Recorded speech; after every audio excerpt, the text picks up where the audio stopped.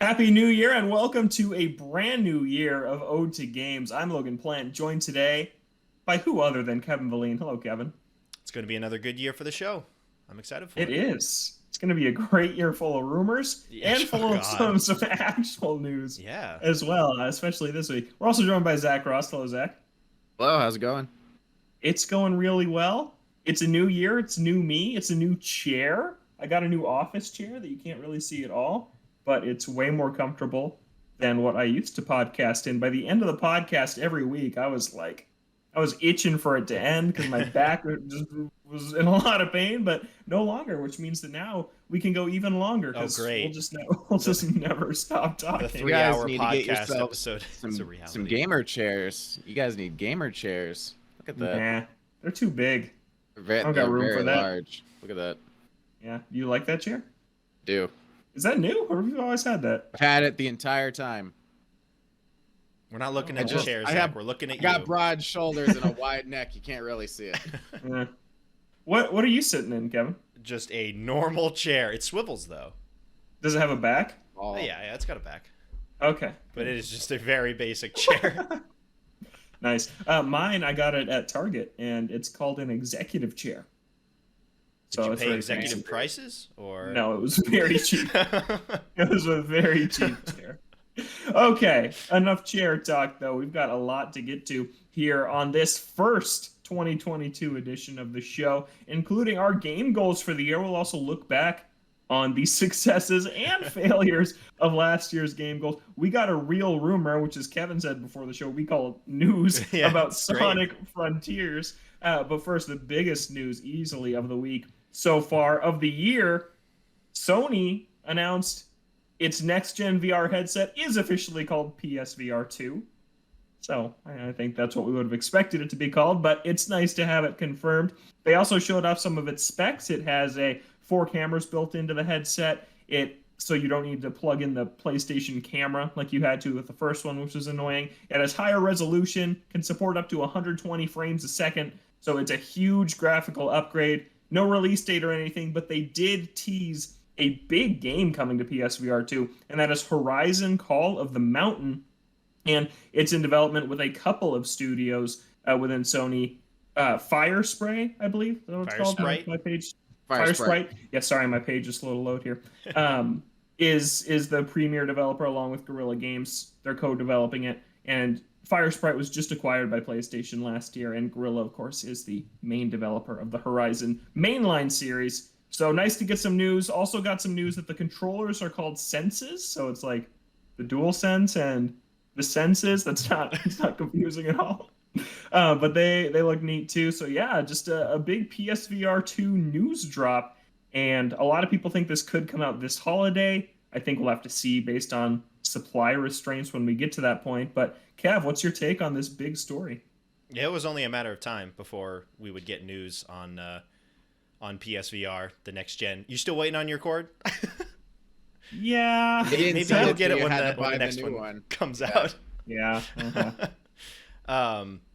But yeah, it's cool that they have a big name franchise headlining it. I think that's gonna bring a much wider appeal to it. I think the issue is that not a lot of people are able to get PS5s right now, and we don't know what the situation is going to be if this thing does launch in the winter, whether it's still hard to get a PS5, and then how hard it is to get this when it comes out. You know, I think I've been spooked by the launch of the PS5 and Xbox Series X to the point where I'm like, it's just going to be a mess whenever anything new tech like this comes out. But still really cool, the specs that they have, and exciting that there is a big game coming out for it. Yeah, absolutely. I almost feel like there's all these VR games I want to play, which if they are backwards compatible, which there's no word yet, We do if not they know. are, which would really irk me, who's been building this VR library. They've been giving away some free games. I have some games. I picked some up on sale. If I wasn't able to use the new headset with those, that would be, I think, a big, big mark against this thing. Especially But at more this ridiculous if they're not sending out these dongles for people to use their old I know. versions on it either. Yeah, absolutely. So I'm honestly at the point where I'm like, maybe I'll just wait until this thing, because VR is really fun when you have it set up, but it's ugly as heck, so you don't want it set up. and then you put it away, and there's like 30 chords. And so the original was definitely an early adopter thing. I'm fortunate; I got it at a crazy low price on Facebook Marketplace, but so I don't feel like I'd be taking too much of a loss if I wait until the new headset. I don't know how people feel that spent like $300 to $400 on this thing, however much it was. But I think another big thing here is that the Move controller is finally being abandoned after 2 full generations. It's nice to see that they're upgrading to something else. I just think that the tech's going to be a lot better because the tech is a hard thing to get around on the original. Just the Move battery is terrible if you ever try and play a game. I mean, Zach, we played Groundhog Day, and it was like we had to have one plugged in the entire time, and then the other one would die. So it was like on life support, constantly swapping back and forth for these 2 controllers. So I'm just really happy that it really is the next generation of VR. When the original PSVR was a really clunky thing with some cool games that we got to play, but I think this will just be a better way to introduce it to everybody. Zach, what do you think about it? I think the specs look good, especially the little OLED screen. That's actually very impressive that they're going to have that. They do have allegedly better cable management for the new system coming out, which is a big thing because tripping over cables, all that good stuff.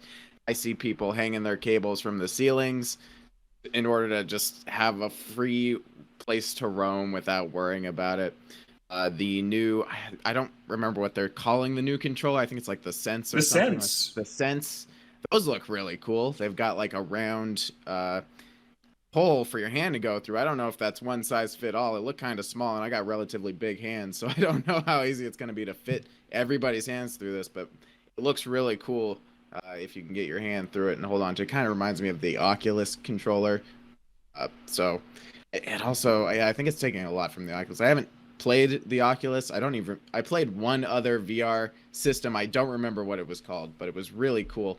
And I like the way that one had the built-on headphone set. So you could just lower it, and it would blast into your ear. It wouldn't actually be inside of your ear, but it would be loud enough to where only you could hear it, and you can move it up and down. But I don't believe that the PSVR 2 is doing anything audio-wise. You still have to have your own headphones plugged into the thing like you did in the first PlayStation VR, which I don't love, but it's whatever. So definitely some high hopes on the specs, but I'm worried it's going to be very expensive, like very expensive. And like Kevin said, I've also been spooked, and I don't think anything's ever going to be easy to get ever again.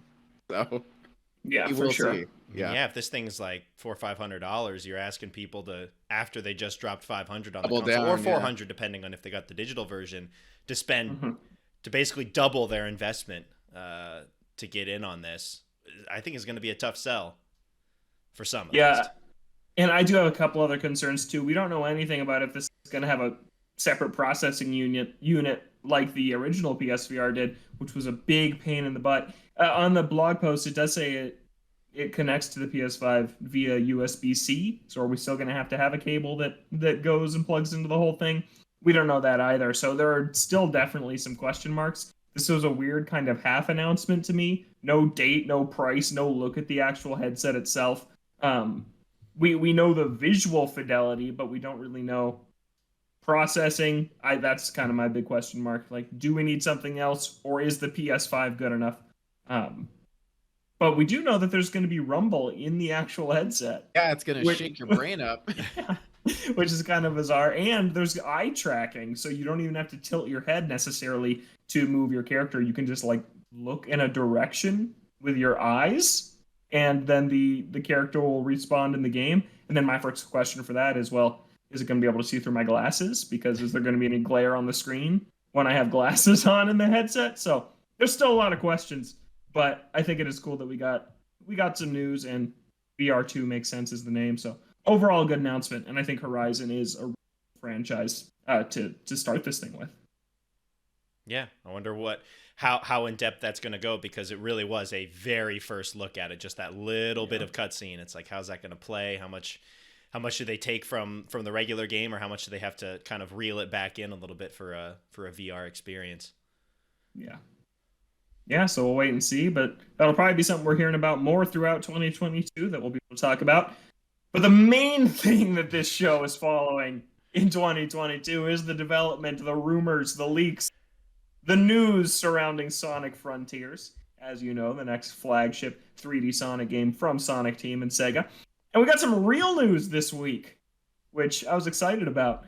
Sonic Frontiers was originally supposed to launch last year to celebrate Sonic's 30th anniversary, but Sega decided to delay it in order to improve the game. So this is from an investor Q&A, and they said originally it was supposed to be released on this year. This was just at the tail end of December, the 30th anniversary of Sonic, but we have postponed the release for a year to further brush up the quality. And then this is also interesting. Not only for this title, but during the development phase, we've been steadily conducting analysis to improve the quality of the title, introducing game testing based on external evaluations. Were you not doing that before? Like, what in the world? They also say, I have a feeling that it will become a good game and have high expectations for it. So that's the main thing. This thing was going to hit for the 30th anniversary. It clearly did not. Zach and I were talking about this earlier. I am just shocked because it didn't even look like the engine was done from the clips they showed at the Game Awards. Yeah, the fact that this was supposed to come out last year, we knew nothing of it basically the entire year, and at the very end we get a little clip that is basically just environments, like a little pre-rendered cutscene at the beginning and then environments, and that's it. And that was supposed to come out last year? Are you serious? That's crazy. It's really crazy. I'm glad it didn't, though, because that would have been a mess. It would have been Sonic 06 all over again. And then now they're testing. They're improving the game based on tests. I don't even know how to respond to that. They have Q&A. I know that. I don't know exactly what they mean by that, but they have to have Q&A. I want from external. Is it like in-house and then not in-house testing? I don't know. They might have in-house QA. Maybe they're just like, man, Sonic games are so broken that even our internal teams can't fix everything. So we need to send it to external teams as well and have them test it too. I don't know. Yeah. And then another thing I saw about this, it was fun because it looked like this was going to be a rumor, not a confirmed thing, because I sent you guys a story on Sonic Stadium, and then it got taken down like immediately after I sent it to you. We also have learned that this game is a full-priced Sonic game. So the trend has been $40. Team Sonic Racing was $40, and Sonic Forces was $40. And another part of this investor thing was them saying that we're trying to maintain the value of the Sonic brand. So they're bumping this one back up to be full price title, both in cost on the shelf and in development budget. They're going all in with this one, guys. I'm glad that they decided not to maintain the value of Sonic by making Sonic Forces $60. Yeah. Because if you make the game expensive, that doesn't automatically mean that the value of the game is higher. If it comes out and stinks, then it'll drop in price real quick. Mm-hmm. I mean, if they are pumping more money into it, that's good. They probably saw after Sonic Forces that whatever that was did not work. Mm-hmm. I mean, it seems like at the very least they're backing up those statements that were made earlier of like, oh, we want this to be the next like trendsetter for Sonic that Sonic Adventure was, to like set the next 10 years or whatever. Like if that's the type of money that they're putting in, hopefully it doesn't backfire. Yeah. Expectations are still low. Yeah. Making it $60 does not increase my expectations whatsoever. That doesn't give you faith. It gives me concern. No. Yeah, that's reasonable. Now, full price 60, not full price 70, right? I hope so. If it is $70, I'll lose my mind. It's probably gonna be 60 because it's coming to Switch, right? And it's coming to last gen. It's coming to PS4 and Xbox One also. It's not a next gen exclusive, but I'll be playing this thing on PS5, so I might pay that. I might drop the 70 for higher res Sonic and dead Amy. Dead Amy, the ghost girl, the ghost girl herself. Is Sonic Frontiers your most anticipated title of the year, Zach? No, I wouldn't say that it is. What is your number one most anticipated game of this year? Pokemon Legends Arceus. Ooh, wow. Are you playing that? Oh, that wasn't true. Okay. I was riffing because I couldn't think of what was. Maybe it is Sonic. It could be Sunbreak. Could be God of War. Could it be Horizon? What am I forgetting? It's coming out this year. Zelda, hopefully. Uncharted Collection. Sports Story. Sports Story. Story's not coming out this year. Mark my Is that words. your number one right now, Kev? Is that your? I most think I said anticipated Saints game? Row still. That's right. Yeah, Saints but Row. Sports Story would probably be right behind it. Okay. Yeah, Zelda for me, which I would say Zelda really if it hope does it's come this out. year. Yeah. Yeah. I do not have faith in that one to hit this year, just based on the last time we heard of it when they're like, we're targeting a 2022 release. What does that even mean? It means it's probably not going to make it. It's like the God of War of this year.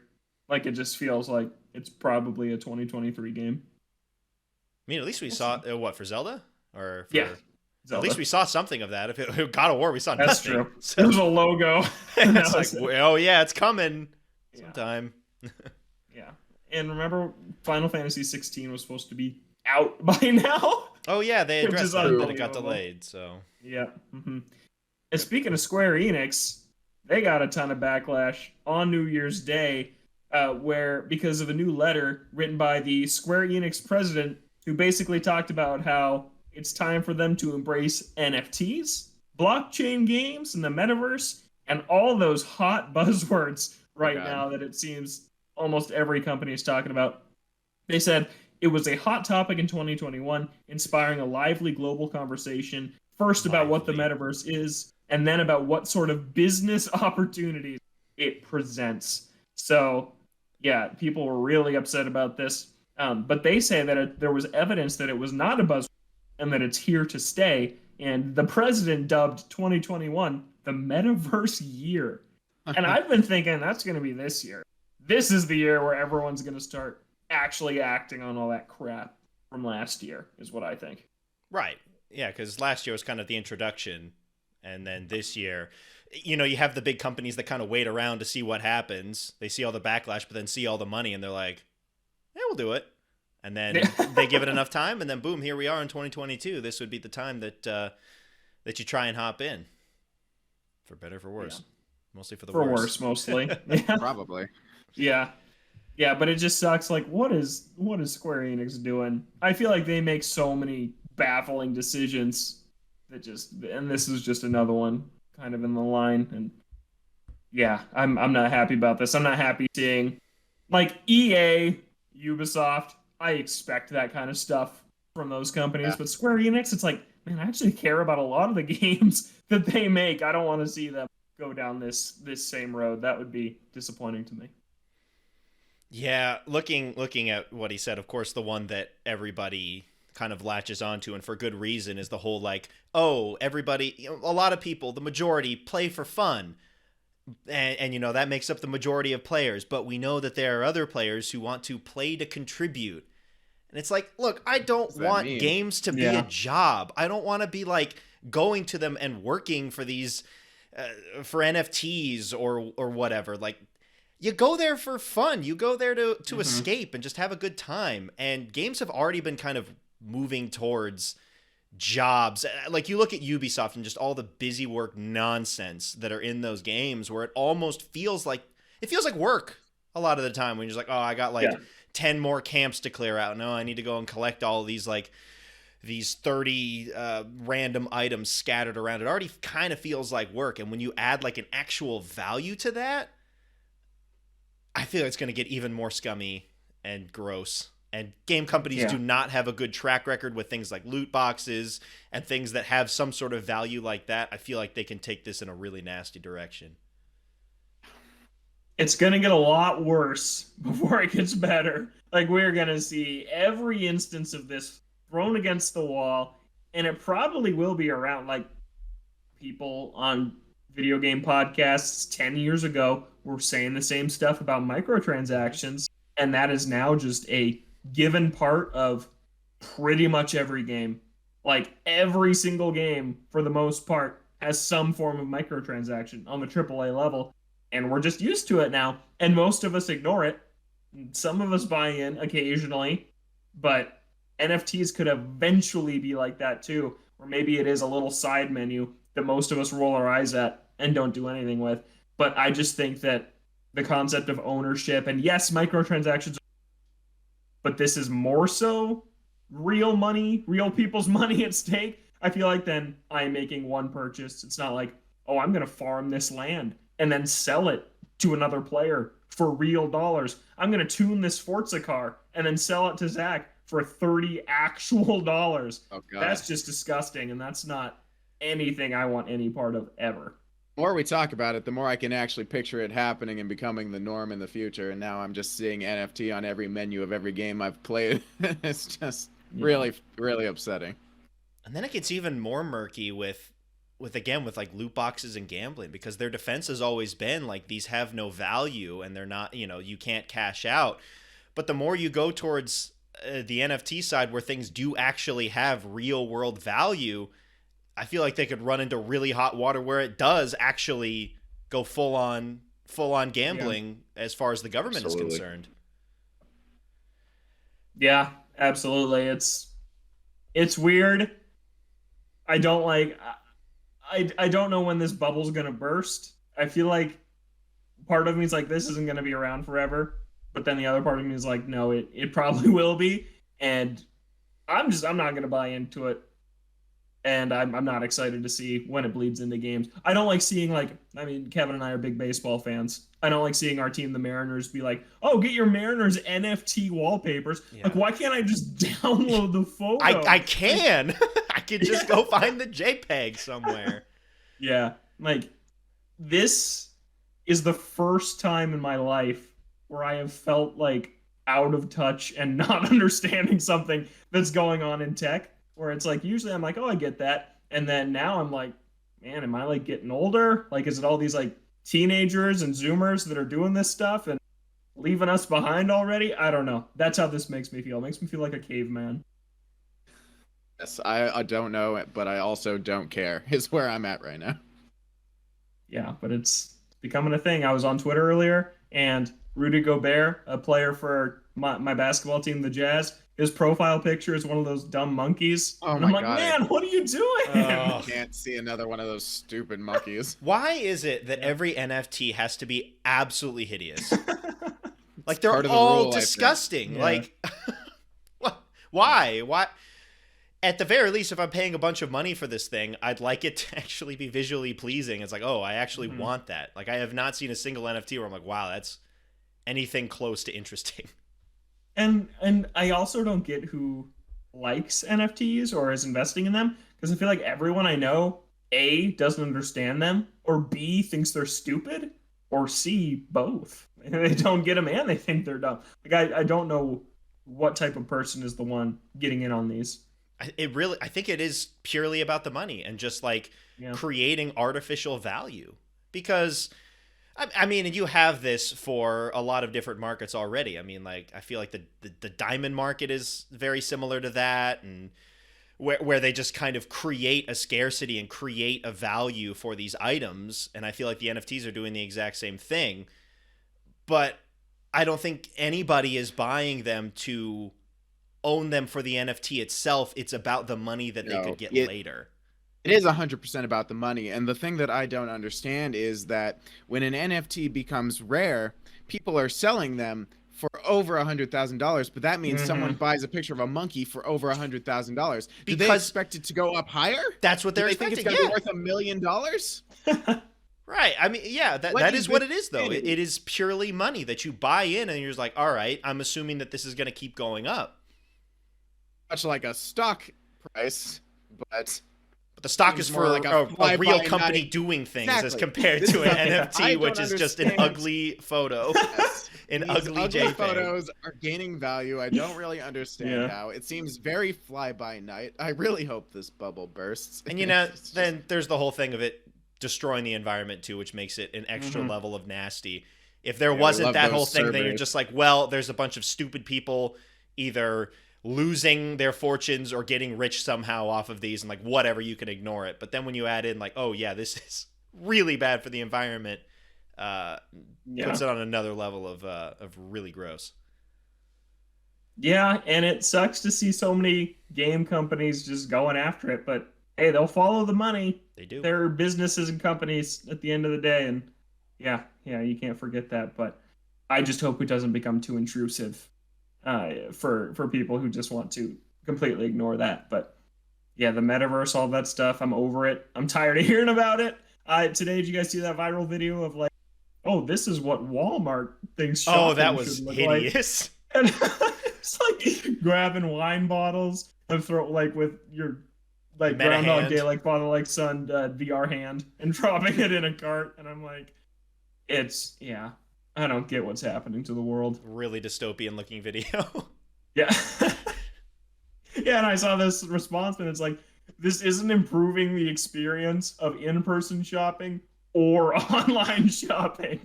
It's the worst version of both. Yeah. It's I don't get it. I don't get what's happening. We're in the future. Mm-hmm. And the future is gross. And not one of the better timelines, it would appear. Yeah.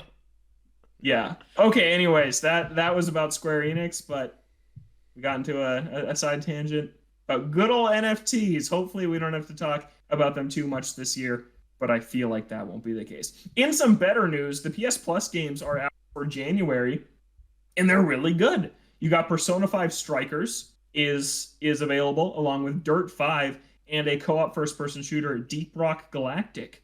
So a good selection. Dirt 5 has been on Game Pass for a long time, so it's nice that PlayStation players can grab that one free also. And then Kev, you've been wanting to play Persona 5 Strikers. This will be the time that I hop in. Man, I don't even remember the last time that there was a PS Plus game that I'm like, wow, that's really cool. Like, I want to go play that. Do you guys remember the last time you had that? It's gone. It's gone. When was Just that? kidding. Earlier this year, whenever I played it. Because, man, I feel like at the very least, the last 4 or 5 months Earlier have been last like completely throwaway. I Like think last Mortal month. Shell is a solid one. Okay. Yeah. Yeah. It's indie Souls-like that was well received, but it's pretty niche. But I don't know, this game's a little niche too. Well, Like- when you have both Persona 5 Strikers and Dirt 5, I feel And like Dirt those are 5, two yeah. pretty high-profile games. Yeah. Coming at the same time. I've looked at Dirt 5 a couple of times, and I'm excited to at least try it out for a bit. But yeah, this will be the way that I play Persona 5 Strikers. Waited long enough, and now I get it for free. Yeah. Now I just gotta check if it's following after Royal's story or the original. Because if it's The Royal... original. It's the original. Yes. All right. I don't have to go finish It Royal should be just good. yet. Yeah. I'll finish Royal another time. Which is, it's really weird. It's super weird. Because didn't Royal come out first? No, It came out Royal before was, that. Oh, before Strikers? Yeah, before Strikers. I believe so. Yeah. Because in Japan, I think Strikers came out first. But then Strikers took so long to get over here. It did take The a long Royal time. is out in between. And it's like, so this is now a sequel to the inferior version of this game? It's really bizarre. Yeah, it gets Yeah. messy when you launch like a definitive version with extra story content and then have a spin-off game in between that also follows along the storyline. But that works for me because I finished Persona 5 and have not finished Royal yet, so I'll be able to hop into this at some point. But yeah, I don't know, it's nice to see some high-profile games coming to PS Plus because for the last couple of months I've all but forgotten about it. Like, there are months where I just forget to get the games because I don't even remember what's out or if I care. So yeah, it's nice to have some big games. Fall Guys is the best PS Plus game ever. It's incredible. 200 hours later. What Got about it from PS Destruction Plus. All Stars? Oh my gosh. Played that for 200 seconds. And they were not fun. And then on the flip side, Game Pass is having an amazing month in January. Mass Effect Legendary Edition is coming to Game Pass along with Outer Wilds, which I think Wanted to was play there that and then at some left. So I think it's coming back. Spelunky 2, which is a cool one to have. And then a bunch of other stuff too. Rainbow Six Extraction, which is new this month. It's coming day and date on Game Pass. My guess is they're seeing pre-order numbers for that game. Like, no one's buying this, and they're putting it. Because did you guys see, like, 2 months ago, Ubisoft came out and they're like, Rainbow Six Extraction is actually a $40 title, not a $60 title. I didn't even like see. 3 months before launch. I'm not very They tuned just into the slashed Ubisoft the price. Newswire, but Man, Yeah. they're getting quicker and quicker with that. Usually it's like a month Yeah. later that it's down to 40. Man, they're doing it 2 months before launch now. Pre-launch price cuts. But yet, if you want to play these Yeah. games, $15 a month for Ubisoft Plus gets less Yeah. and less valuable every second. Yeah, solid month. Mass Effect, or I just started it. I got it on Black Friday. And as I was buying it, I'm like, I've got a weird gut feeling this is gonna be on Game Pass. I was like, whatever. And now it's there. But it was only $20. It's fine. Now, So now it's you have fine. it for forever. Because Yeah. it'll Exactly. leave Game Pass at some point.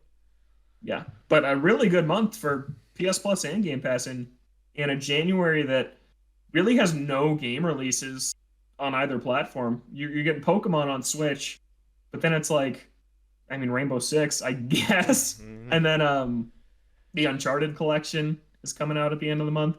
But it's a light month, so some good stuff to play on both sides. Yeah, add to the backlog. Yeah. Seriously. Yeah. But that is it for our news this week, Zach. All right, that's going to do it for this week's rumor roundup. All Wait, of those were never mind. rumors. All right. No Never mind. actual Never news in there. God, I'm too used to it. After That's what, 2 becoming weeks? And ingrained. last week we didn't Yep, have it? Sorry. Bad. Uh-huh. All right, Nice. that's going to do it for this week's news. We'll be moving on to what we've been playing this week.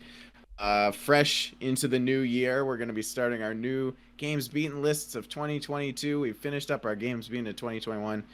Had like 45 games at the end there. It was ridiculous. I'm not slowing down. I'm in the middle of like 3 games right now. Jeez. It's pretty crazy, but we're not going to talk about me off the top. We'll talk. Logan, what have you been playing? Yeah, well, I just mentioned it. I started Mass Effect Legendary Edition. I was looking for, I don't know, January kind of feels like a time to dive into a really huge game. So I started Mass Effect with my girlfriend. She's watching me play it too. And I really, really like the story and the dialogue and just the universe. All the species are really funny. My favorite one, I don't remember what they're called, but like in their little codex biography entry, it's like, oh, the number one leading cause of death for this species is death by gunshot, because they're just always in war and they lose every war they fight, and it's just super funny. And then there was this giant bomb that went off that made like pregnancies, 90% of them ineffective, and it's just like this species is just horrible, and they're all so funny looking. They're these little lizard dudes. And then there's these really cool spy dudes that are called Turians, I think, that are super cool. And they're like really creepy, and the humans have all this tension with them. And there's like 4 other species that this game does such a good job of setting up and explaining, and it's really interesting.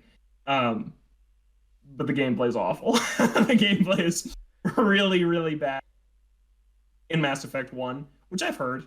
I've heard that 1 is clunky, and it definitely lives up to that. The shooting is weird. Healing is, everything feels assigned to the wrong button. Like switching guns is L1, which is a really weird button. Sheathing your weapon is the touchpad on the PlayStation controller, which is really weird.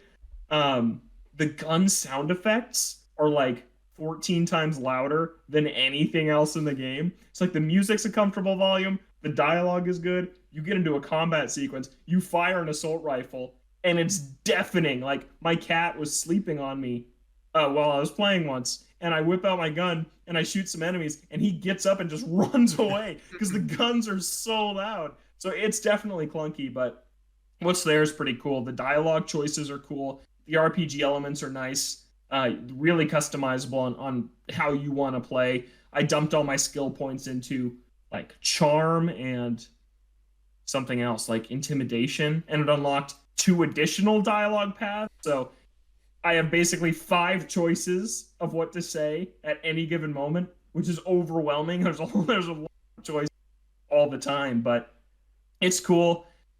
I read that Mass Effect 1 is all about setting up this universe, and then Mass Effect 2 is where stuff like really starts to happen. So it's good, but I think I'm more excited for when things pick up a little more, because it is also definitely slow. Weird to think that was a 360 exclusive at one point. Yeah. Very early is weird. 360 exclusive.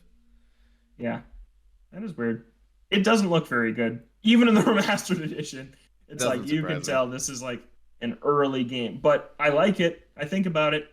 There's a lot of reading. I usually don't read these biography entries and all that in games, but these are really well written, and it's a very well thought out universe with a lot of charm and good characters and yeah, different species that you're running into. So I do really like that aspect of it. I feel like it's like what I want the Halo universe to be, but the Halo universe is so convoluted that I can never get that into it. But this feels really like thought out, and I'm a big fan of that. I mean, you also play a lot of choice-based games too, so Yeah, Mass yeah. Effect is very big on that of really changing how the game how the game ends up depending on the choices that you've made, at least until the end of the third game, I think. But Yeah, but up yeah. up until that point, I've heard it does a very good job of really tailoring the game to how you decide things with dialogue and choices and stuff. Yeah, and it's a little different than like I think modern games like Life is Strange is a little bit better at hiding the results of your choices. Like it's more ambiguous, I guess. When you're playing Mass Effect, there's three choices every time unless you unlock the additional two. And the top one is always nice, the middle one's always neutral, and the bottom one is always evil. And it's like it's very clear Okay. that like the game the I believe the whole trilogy has three distinct endings. And I'm like, oh, so it's if you're like mostly top route, mostly middle route, or mostly bottom route. But I'm picking the top route. I'm being a very nice Commander Shepard because the bottom choices are just really mean most of the time. I mean, it's evil. You got to be Gotta go mean. evil, Yeah. Got to yeah. be ruthless. I'm playing as female Shepard. Also, that's what I picked. I did some research beforehand, and people seem to think that the performance and voice acting was better for that, so I went with that. And yeah, it's cool. Yeah, the like I said, the world is just really interesting. I'm excited to see where it goes. Awesome. They're also not as long as I thought. They're Yeah. all RPGs, but they're all like 20 hours. So Oh. the whole trilogy is like one long RPG, which yeah, like a 60-hour thing for the whole trilogy. I'm like, that's doable. I've Yeah. always looked at this. I'm like, is this like a 150-hour thing? But no, Right, yeah, I it's always thought that pretty they reasonable. would be at least like 40 to 50 hours apiece, but Yeah, guess not. one is the shortest. I was the how long to beat on one is 18 hours, and then two and three are both 25. Okay. So That's- yeah, That's pretty It's Pretty normal reasonable. length, yeah. yeah, yeah. I just thought it would be more like Dragon Age, also BioWare, which is like 60 hours a game. Yeah. And I was like, thanks. Ah, Yeah, but other than that, I jump back into Monster Hunter Rise because I Yeah. feel Sunbreak coming in a few months, and we still got some stuff to take care of in the base game before the expansion comes out. And yeah, no new feelings on that. Still feel like it's stupid easy. Just when even I hop back in and I'm facing these level 8 threat monsters, and I haven't even come close to death once. It's like that's yeah, but it's still fun. And then Zach and I did our big Divina week, Divinity Original Sin 2. We played for what, like probably 15 to 20 hours over the last week. something like that. And we've hit another wall, Zach. Yes. Well, I don't know. I don't think we put it down at the beginning of the year because we hit a wall necessarily. We had just picked up Rise when it first came out, Yeah. and then Divinity went by the wayside. And when we picked it back up, I was worried that we weren't gonna remember anything and that it was gonna be really hard to reintegrate ourselves back into this game. But it was actually a lot easier than I was expecting. Yeah. It was easier to remember kind of what combat abilities worked, where you should start combats, kind of all that good stuff. It all came back pretty easily, which I was very happy about. And then we quickly decided on something to do. We fumbled our way through it somehow. Well, not we got stonewalled, but figured a way around it. We found a stone tablet, talked to a lady. The lady annihilated us, so we reloaded, grabbed the tablet, and then just left before we didn't even talk to the lady. So, and that pushed us forward, and then we got to the ability to move on with the story, but there's still a lot of the current island that we're on left to do. It all seems very important, and we can't really do any of it. We tried like 6 different tasks, and we failed We at get every single one of them. stomped. We get stomped every Stomped time. like mad. And we're level Yeah. 13, and I looked up area by level map for this island, and a lot of it's 14, 15, and I don't know the disparity between these levels, but we're getting stomped at 13, and it says we should be able to do it at 14. Something seems a little off there, but you know, we're rapidly searching for stuff that we can even remotely do to try and level up. I think we're way better than we picked it up. When we picked it up, I felt like my combat abilities were a bit jumbled, and after some couple levels up, I feel like I'm a lot more well-rounded. I think we're starting to figure it out better, but we still got a long ways to go before we're actually like completing objectives in a good order, competently doing things. Still a lot of fun. Definitely love this game. Just so much to do. It's very overwhelming. I don't know if you get that sense, Logan. But oh my gosh, yeah. Honestly, I let you take the brunt of the research and deciding what to do. I'm like, Zach, where are we going next? And then you lead the way. Charting the course. Yeah, it's very overwhelming, but it's a pretty impressive game. Just the amount of choices and to think like we have the Red Prince and 3 original characters we designed. So that's our party of 4. And to think there's like 8 other characters that could be in your party that have their own individual quest lines. Like this game is absolutely massive. Like it's pretty crazy. So, and it's another one where choices matter, and I always like that. I got a really cool new ability with my Necromancer, where he now summons this like bone spider who then fights with us as a 5th fighter in combat. So that's pretty cool. And then one of our characters can fly now, which is also awesome. He just flies across the map. So yeah, we're leveling up. It's slow but steady. Our save file has crossed the 30-hour mark, but we've played this game for probably 45 to 50 hours of reloads and all that nonsense. Yeah. So yeah, it's going well. Yeah, it's going. I don't know if I'd say it's going well. It's going. Definitely going. Yeah. Hopefully we'll be able to beat it by the end of 2022, but who knows? Yeah. We're only on part 2 of 4 parts of this game, so we'll see. Yeah. We will see. Anything else, Logan, other than... Well, there is a little bit. We did delve into some Fall Guys over the last couple days, if you want to talk about that. The Sudden Death Soccer Cup is back. We once again could not secure. It was worse. It was worse this time. Horrible. We did really bad. But I'm level 50, so I've maxed out this season, and now it's just waiting for the next season. I don't know. I'm in kind of a rut. I don't know what's going on. I've been struggling to get into a single player game. I think it's because Divinity is such a time and brain consuming game that we're playing together, and then with my girlfriend watching Mass Effect is also this entire world I have to keep in my head. I don't know if I have the capacity to add something else to that list right now. Yeah, so when I've had my own time, I've just been like playing Fall Guys. Played a little Halo today.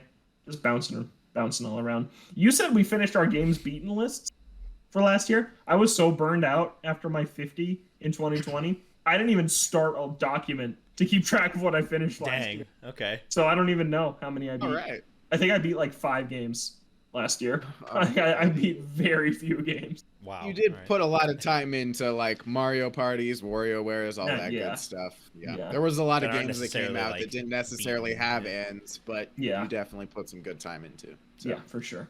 One of those kinds of years. Didn't beat It Takes Two. We did not. We didn't even really give it a good effort. Yep. Gave it a try. Did not come close. All right. Is that it, Logan? Yep. All right. I'll go next. Like Logan said, we did play some Divinity. That was a lot of time consumed. I am also early stages of Ace Attorney Investigations 2 Miles Edgeworth. I don't think you talked about beating the first one since we didn't talk about the games we were playing last. We didn't. That was all the awards. Oh, okay.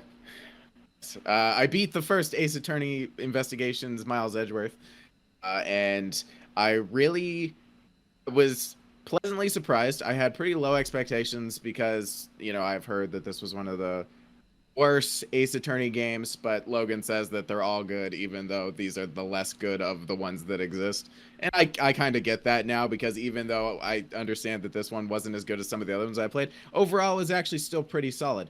I think like the fourth case was a really, really good case, and I liked it a lot. So it's nice that even in some of these games that are, trying to do their own thing and getting their feet off the ground, they can still have like these standout moments that are really memorable for the series. Because I thought that, Case 4, Case 5, I liked Case 5, but it was probably the longest case I've ever played in an Ace Attorney game. It was so It's exhausting.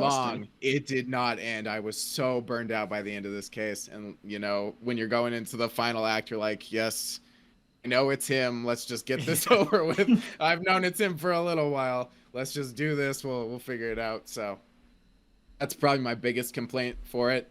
And then, cases 1 through 3 were fine, albeit lackluster. So overall, solid on the first one, but the one I was more excited about was Ace Attorney Investigations 2, which I've heard was very good. Logan lent me his fan translation cartridge for the DS, which he ordered off eBay or some crap like that. Yep. So, not a lot of people overseas get to even play this game because it never got translated, which is a shame, and I don't know if it ever will, because, I think it's at this over. point, I why think word it's it? over. Yeah, exactly. But the fan translation, it's really hard to tell that it's a fan translation because it's done really well. I think the one that Logan played, he said it was a little bit different because he ordered this. No, I think it is the same one. It's the same one. Yeah. There Okay, are two cool. versions, but I think that you're playing the same one.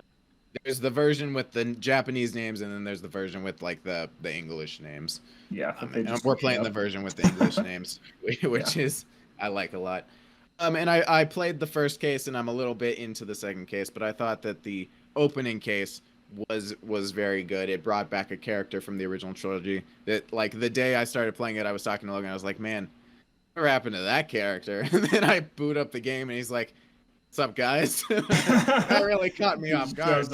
I summoned him, so I thought that was really cool. The new gimmick, the second game retains the logic segments where you're combining pieces of information to form new logic to use in the cases, and then the deducing is all the same. But the new thing that this game adds is logic chess, where there's floating chess pieces that Miles has, and then the person he's interrogating also has a couple chess pieces, and he says that when they get enraged, make sure to not ask them a question, and then you hold, and then you ask them whatever question pops up, and then you throw a piece of chess at them, and their chess piece explodes. And I mean, it's kind of an interesting concept, but it's very easy because it tells you exactly how to guide you through it. So it hasn't really become, I don't know if it gets more complicated later in the game. Now, chess logic is one of the kind of throwaway gimmicks they tried for a while. Like in Grey's Attorney, it's the deductions with Sholmes, which I think are amazing. I think that's my favorite part of that game. But Investigations 2, chess logic is not very good. I don't love it, but it hasn't been too prevalent to where it's like annoying. They don't last very long, so I don't hate it. I hope it doesn't just drag in later parts of this game. You don't really do it very much. Okay. Very throwaway. That's fine. As long as the logic, the logic section and the deductions all still there. The exploration's all very good. So definitely looking forward to playing more of Investigations 2. And then the other thing I started with my buddy was Skyward Sword HD. What? No one saw coming. He got it for Christmas, and he was like, yeah, let's play this game. And I was like, absolutely. We've been wanting to play it, but neither one of us wanted to buy it because it's Skyward Sword HD. So he got it for Christmas, which was convenient. So we started it, and I forgot how long it is. It's like a 40-hour game, which I did not. I was like, yeah, it's like a 20-hour game. Nope, it's like 40 hours long. We're already like 20 hours into it, so we're about halfway there, and it feels like we've done a lot because we already have all of the equipment, we have all the bottles, we do all the side quests, so maybe we're not even halfway there. We're pretty much completing this game. Oh God. I know. And a lot of people do have reservations about Skyward Sword. It's one of the more disliked of the Zelda franchise in the online communities. It was the first Zelda I ever played back early college. It was my introduction into the Zelda series, and I actually enjoyed it a lot on my first playthrough. I played it alone on the Wii. And the additions that they've made to the HD are a control scheme that doesn't rely on motion controls, so you can just use a controller. It's horrible. It's very confusing, and it's don't do it. So it basically forces you into using motion controls again, and the motion controls are still kind of janky. Well, it's pretty janky and can be very frustrating at times, but can also be very funny at times, very in a very Sonic way, where the janky controls you could get a good chuckle out of. I think that this Zelda has one of my favorite aesthetics. I like the lighter Zeldas that have bright colors that pop more than like the darker Zeldas like Twilight Princess. I like the way they look a lot. I think this game has really good dialogue for a Zelda game. I know that dialogue isn't something that Zelda focuses on a whole lot, but I think this one has a lot of interesting characters and funny, throwaway lines. So I think it's very charming for a Zelda game. So I've always kind of enjoyed it, even though the dungeons are very hit and miss. Like, we're playing it together, and there's not a lot of rhyme or reason to when we swap in and out. But, one of us will tackle one dungeon, and then the other person will tackle the next dungeon, and then we kind of trade on and off in the areas in between and the side quests and stuff like that. So it's not getting too tiring in some of these dungeons, and I do like a lot of the dungeons. Like the Galactos boss fight is one of my favorite Zelda boss fights in any Zelda game. I think that one's super cool. And then some of the dungeons in general, like you've done the ship yet?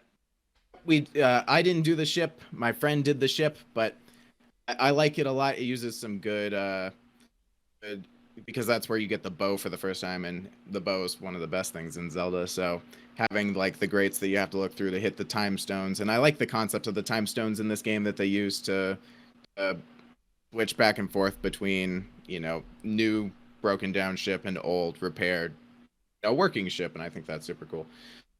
I think this game did a lot of good things, and yeah, there's always the jankiness of the controls that just frustrates you, and then some of the dungeons aren't super laid out. So I get why people complain about this game, but I still find it a fun time, especially when you're playing with someone else, so you don't get tired out too fast. Yeah. It's like how we play Sonic. It makes those Sonic games way more digestible when it's like, all right, 100%. I'm done with this. Somebody else play it for a little while. I need a break. Exactly, because I don't know. It would probably take me a long time to get through this game, 40 hours by myself, because my play sessions would not be as long as they currently are. So. Zelda, there's a good game in there, but there's just a couple things that are fundamental to its design that you can't strip away that are bad for it. Like the motion controls, man. If this thing was just a normal controlled game, it would be so much better. And then the entire half of the game you've yet to play, if they just cut that entire thing out and Skyward Sword was a 25-hour game, it'd be really good.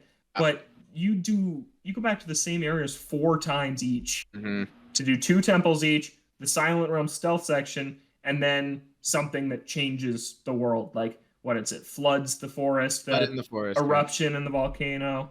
And what's the desert one? I don't remember. We haven't gotten there yet, but yeah, what was the desert? I don't remember. Maybe it was like a sandstorm or something. Something when you get there, but yeah, and it's just like you just keep going back. It's so monotonous. It's the only 3D Zelda I've never, and I finished every other one multiple times. So I think that says something about it. Yeah, one thing I'm a little upset about is that I broke out my Zelda Loftwing amiibo because I thought I would be using it, but there's bird statues everywhere. It's basically worthless. I don't even need it. Yeah, it has been very...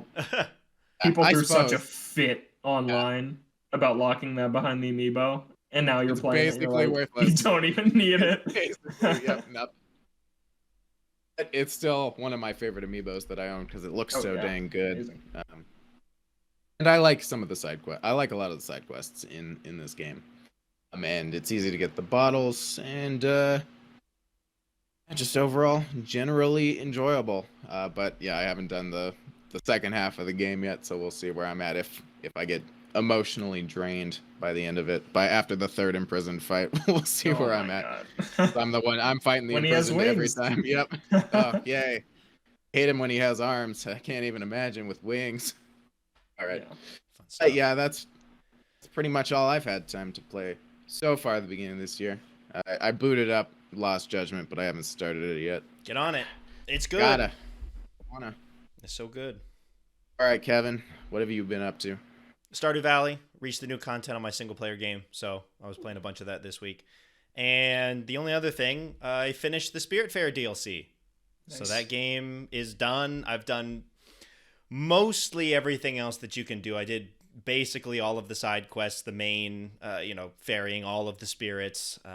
There's still some like collection stuff. There's like one more fish and some of the cooking stuff that I haven't done, but I've basically done everything in that game. And the DLC was just more of the same from the original game in a good way. And it didn't really feel like it was just kind of tacking it on at like the end of the game. Like sometimes the game ends and then they add in this DLC and it doesn't really feel like it fits in, or it feels kind of weird to add it in post. But it didn't feel like that. And I feel like it would be even more different if you play the game now from the start and it's all in there at the same time, as compared to me where I finished the game and then they added in this DLC later, the people hopping in later. I feel like if you didn't know which characters were the DLC characters beforehand, I feel like you probably wouldn't realize which ones were and which ones weren't, which I think is really good. I liked a lot of the characters. They added in some new areas to go and visit. I've always liked the dialogue from Spiritfarer, and it was more of the same with both the main cast and even like the random NPCs that are just walking around. A lot of them have something really interesting or stupid or funny to say, and that's always fun to go to a new area and talk to all the people and see what they have to say. It was a good time. I teared up at the end again. Something about the characters in conjunction with the music at certain points of the game makes me tear up a little bit. And then the music is the easiest way to make a person cry. And then the ending music with the credits that'll do really gets me. But yeah, it was really good. I did notice that I don't remember it having very much issues running originally, but there was a little bit more of like jitteriness in the now. I don't think that was the case when I originally played it. So maybe with more stuff in there, it's not as optimized to run well. But for the most part, it ran pretty well. Yeah, just more of the same, and really enjoyed it. And now that all of the content is there, I highly recommend people, if they have Game Pass, to go play it on that. Or, if you just want to pick it up on another platform, I highly recommend it now that all the content is there. It is well worth your time. I put in about 23 hours. You can do it in less if you don't do a lot of the side content, but it's I think the perfect length for a game like that. And yeah, I really enjoyed it. One of my favorites from last year that I played. I gotta get on that. I'm very excited to play it. Really I gotta cry. I need a good cry. You can do it. So sad on the inside. I just needed to come out. Then you just need to show it outwardly. Exactly. Yeah. Speaking of Spiritfarer, we're talking about game goals now. So last year, 2 years ago, we started doing this. Zach, you weren't there for that original set, so I think that I mean, all my goals. It doesn't matter. That this year was your first set of game goals. So first, we're going to look back on our game goals from last year. We picked 3 games, see how we did, and then we picked 3 new games this year that are already out. We're not picking new games; these are games that are already out at the time of this recording, and games that we want to try and beat by the end of this year. So like I said, Spiritfarer was on my list of games that I wanted to beat in 2021, and I did it, and now I've got the DLC done. It's completely out of the way, so that's nice. Round of applause. Nice. Yeah. Good job, Kevin. 13 Sentinels, I also beat that earlier this year. Great game. Nice. Love that a lot. One of my favorite story-driven games. And then my third was Sakuna of Rice and Ruin. I didn't beat that, but I did play it for a good 10 to 15 hours and realized that there were some things in the game that weren't really for me, that didn't really grab me, and that's okay. I think that, you try it out, you play it for a little while, and if it doesn't click, then there's no shame in putting that down and playing something else. But what I played was, I could see the merits of it, and I could see other people really getting into it. I think it's a very good game. just not for my specific style of game that I like to play that I thought it was going to be. But I still gave it a shot. So 2 out of 3, maybe 2.5 if you're counting Sakuna. So I'd say 2.5. Yeah, you put I'd give a good 15 chunk hours of into it. Sakuna is pretty good. yeah, so I'll give it a 2.5 on that. Looking towards my game goals for 2022, Mafia 2 Definitive Edition. I beat the first one last year, and I've been meaning to get around to the second one, and just haven't done it. I have it. I bought the collection. Is there a Definitive Edition of 3, or is it just Mafia 3? The Definitive Edition is just all the DLC Okay. on it. Okay, so they didn't do anything to it. To be fair, Mafia 2 Definitive Edition, I've heard, is not the best. Because Mafia 1, they remade it from the ground up, because that game is really old. It's like 20 years old. So it looks So it's like fantastic. going from Halo 2 Anniversary to just vanilla Halo 3. Yeah, so it's going from a PS4 game to an early 360 game that is kind of cleaned up and has some issues. Yeah. But I've heard that the story's really good and the world is great like it was in the first game. So I wanted to give that a shot. Dodgeball Academia, don't have that yet, but really want to play it. It was on my list of games that I missed from last year. So I do want to play that. And then my last one, Tomb Raider. I bought the collection for like $20 a while back. Uncharted fan. I wanted to try out the Tomb Raider games, and they've just been sitting on my PS4. So hopefully this year will be the year that I give them a shot and play the first one of the reboot trilogy. Yeah. Zach, you liked them, right? Yeah, they're a good time, and they're not particularly long, so they're easy to get through. And yeah, they're pretty solid for any Uncharted fan out there. Yeah, so those are my 3. We'll see how I do. 2.5 out of 3 was a good round for 2021. We'll see if I can try and match that for 2022. Now, Logan, your list is a little rougher. Okay, yeah, let's get into your game goals. It's the 2020 burnout, man. It was real last year. I barely completed things like we talked about.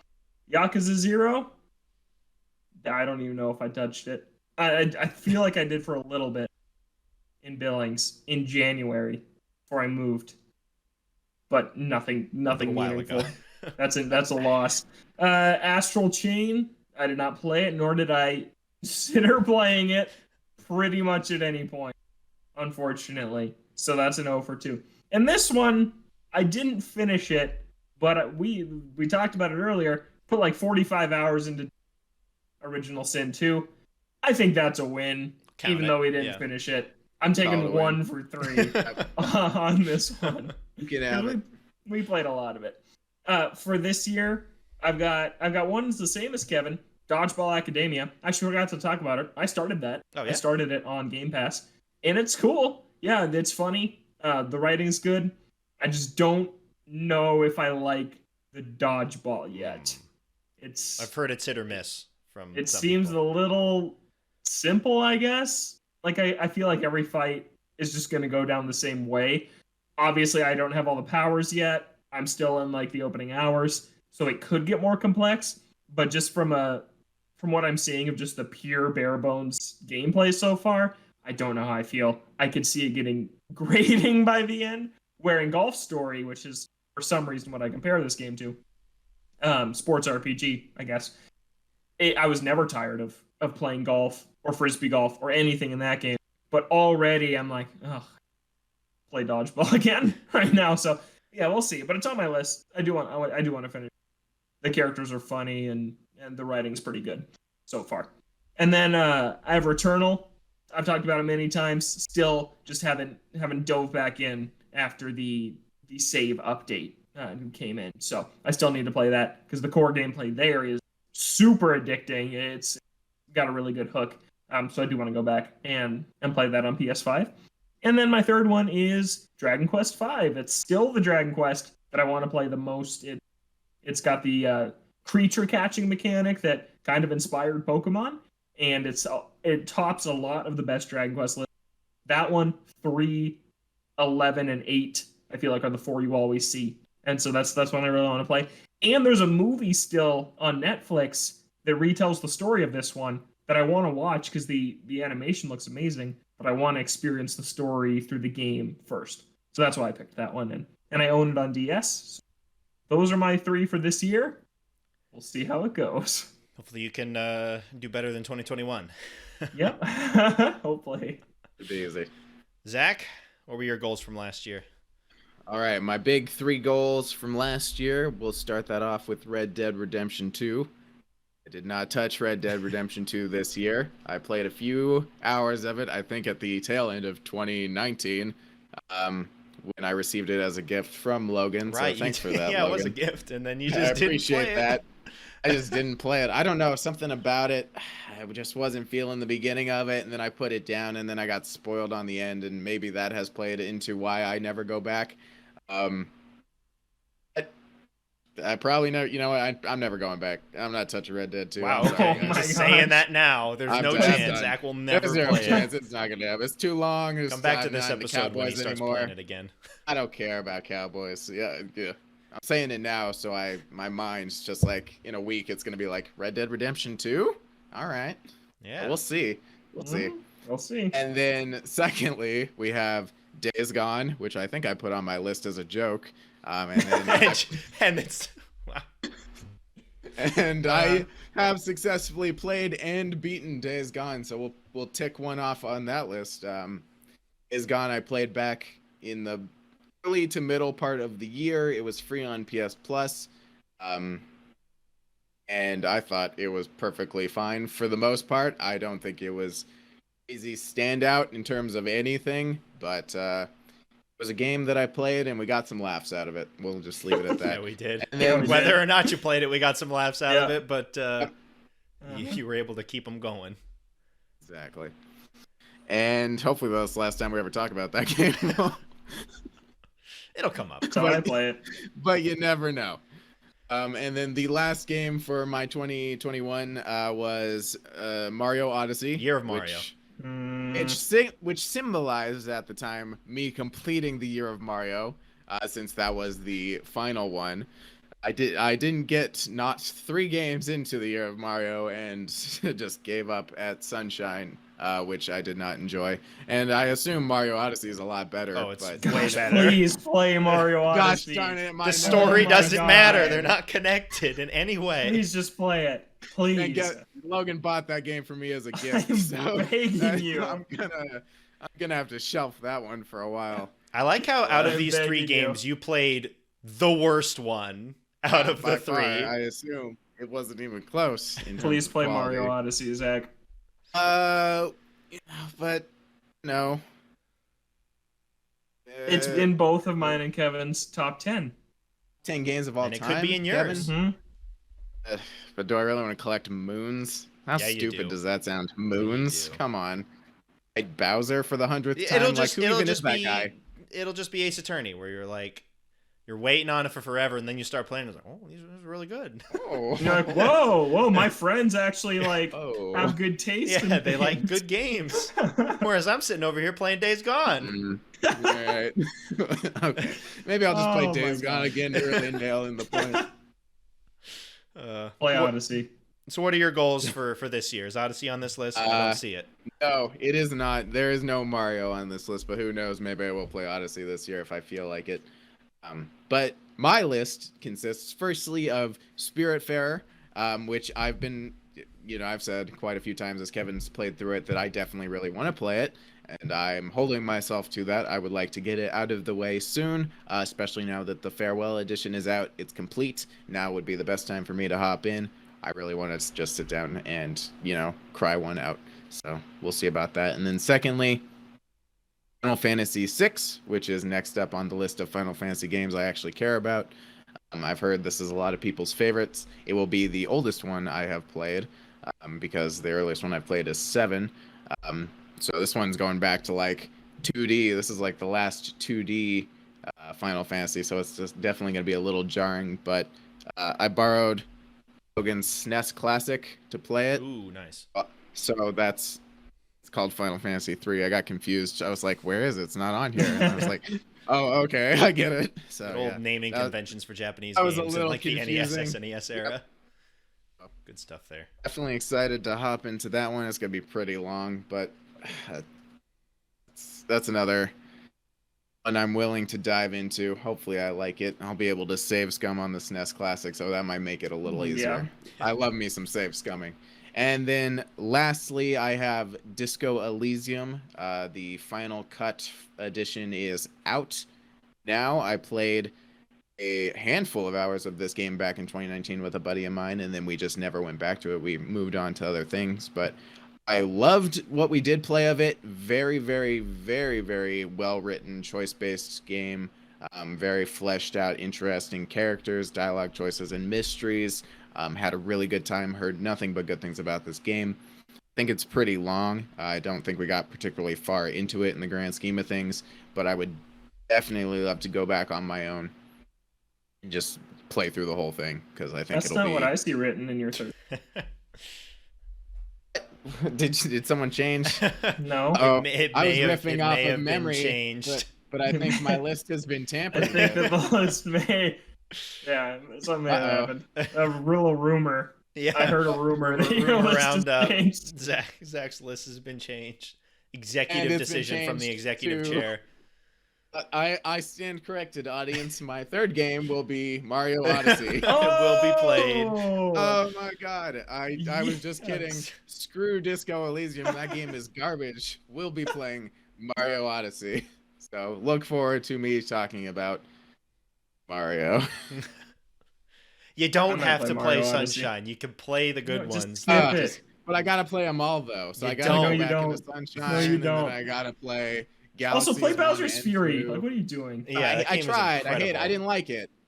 I played like an hour of it. I was like, this is stupid. Man, and you like new Super Mario Brothers? I don't understand know. it. I love me. I some don't Mario understand Bros. it. Mm, And give it's me like that the 2D most Mario? bland. Like Oh I my enjoyed the God. DS one, and I enjoyed the Wii Yeah. one for what it was back in the day. But like, man, it's Come on, bro. You don't know what you're talking about. 2D Mario's where it's at. where Well, it's you at has wanted been the to- same location it's been at for the past Exactly. 20 Why years. would you change perfection? Can argue with that, can you? Okay. All right. You guys just don't get it. That's fine. I'm leaving the podcast. All right. No. What a Nothing way left to for me. end this week on. 3D Mario, most interesting. Things actually happen. Yep. All right. I look forward to hearing your thoughts on Mario Odyssey this year. I guess so. I've been strong-armed on into the playing list. it this year. It's on my list. I no longer have to play Disco Elysium. Nope. Yep. Much smaller game. Much easier to do. Mhm. All right. Any final thoughts on this first episode of 2022 before we wrap It's up? an exciting year. Like, I'm feeling it. Just like, I think this is gonna be a huge year for games. I just feel it. I think it's gonna be like a 2017 again this year. I think that there's been some good stuff the last few years, but I think this year is where all three consoles are gonna be firing on all cylinders, and I'm super excited for it. We're into the first full year of next gen. Current gen is done, and now is the time where you can really start expecting big games to start hitting. And we're already going to be getting one in a month with Forbidden West.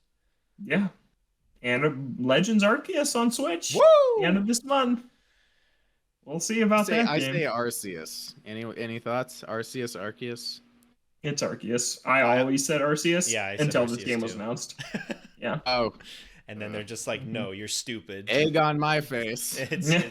It's this. On all of Are you- ours, yeah. Are you not a true Pokemon fan? Uh, I'm No, not. Arceus. I am not a true fan. But now you are, because you know how to say it. Yeah. That's how you it's know. worse. I love how it's always the worst option is the real way to say it. Yep, just like Monster Hunter. Yep, exactly. It's ridiculous. Zach, any thoughts on this upcoming year? How's your PS5 search going? I was just about to say I'm super excited to play Ragnarok on my PS4. Gonna have that thing explode, set my apartment on fire. So that's exciting. But you It's not good. But you have I the gave Slim up. now, so I do have the Slim. It's not the mega It's not ancient the worst, one. but it's not like a Pro. It's not really doing much for me, but it'll probably handle some things. I don't know if I'm gonna play those games on it because I basically just stopped attempting to buy PS5s when they drop in stores. I signed up through Sony on a wait list where yeah, PS they Direct may or or whatever. where they may or may not send me a small window in which I can directly buy a PS5 from them at their disclosure. Like they're not going to tell me when they're going to send it to me. They're not going to tell me how long I have to make the decision. I just have to have $500 stashed away whenever they're ready for me to have a PS5. To allow you to give them money. Exactly. Yeah. That's a fine. great system. I mean, I'm at that point, not necessarily buying it directly from Sony, but the whole thing of just like, I'm done going for drops. I mean, because the drops here are only Amazon and I Amazon, was emotionally destroyed, and I don't ever want to do it again. Yeah, it's been such a mess where I'm like, I can just spend this time doing something else and then just signing up for the lotteries, and one of these days it'll hit. It hasn't happened yet. One of these days. But one of these days. Yeah. One of these days it'll happen. Yeah. All right. That's going to do it for us on this week's episode of Ode to Games. We're here on Thursdays or Fridays on Apple Podcasts, Spotify, any other podcast streaming services that you may use. OdeToGames.com has the audio version. If you want to catch the video version, that's up on YouTube about the same time as the audio version at Ode to Games, so you can check that out there. We're on Twitter at Ode to Games. You can send an email to odegamescast@gmail.com. For Logan and Zach, I'm Kevin. Thank you so much for listening, and we'll catch you next week.